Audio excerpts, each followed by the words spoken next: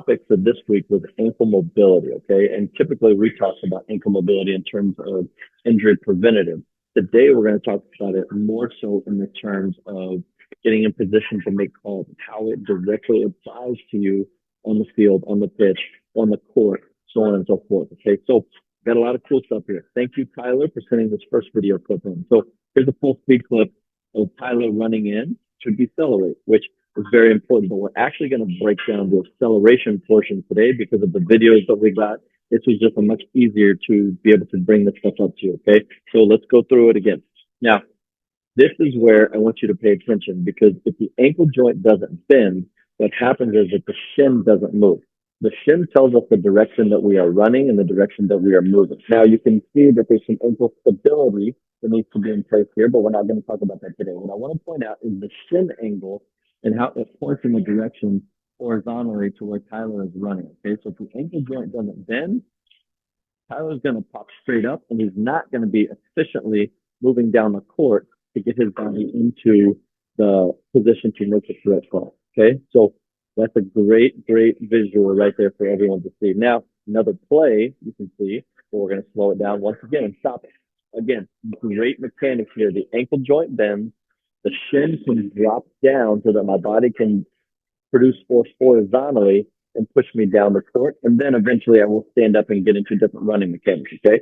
So next clip, another basketball official that comes us into another great visual for everybody to see, okay? A little different pace, but nothing changes. The ankle joint has to bend right here, okay? The ankle joint bends. Now the shin drops down, and I can produce force to go horizontal. So if I don't have great ankle mobility, that's not going to allow me to get in position quick enough to make the call and keep up with these fast kids in these things. Okay, so now we're at the top of the screen here. I believe this one was sent to us from Lance. Okay, so we're going to see a great acceleration, and we're going to see a great deceleration, which the ankle joint bends, but we're going to have to cover it at a later date. Now, watch right here, Lance. You can get into some good angles. I know when I zoomed in, it's a little blurrier, but you're still able to see the point that we're trying to make about the shin dropping down, good biomechanics. That's what we're always looking for. Can I get my body into a safe, efficient position to prevent injury? Can I get my body in a efficient position so that I can produce force and sprint down the court when the ball changes direction and I have to get into position? So thank you, Lance, for that. That was great. Now, this is something that we haven't covered before. This is baseball umpire. You guys do sprint too, and I know everybody always talks to us about, oh, we run the least amount. I get it, that's fine, but there are times when ankle mobility is going to be necessary for you. Being able to sprint and get in position to a bang play happen, where the runner's coming into second base and have to slide in.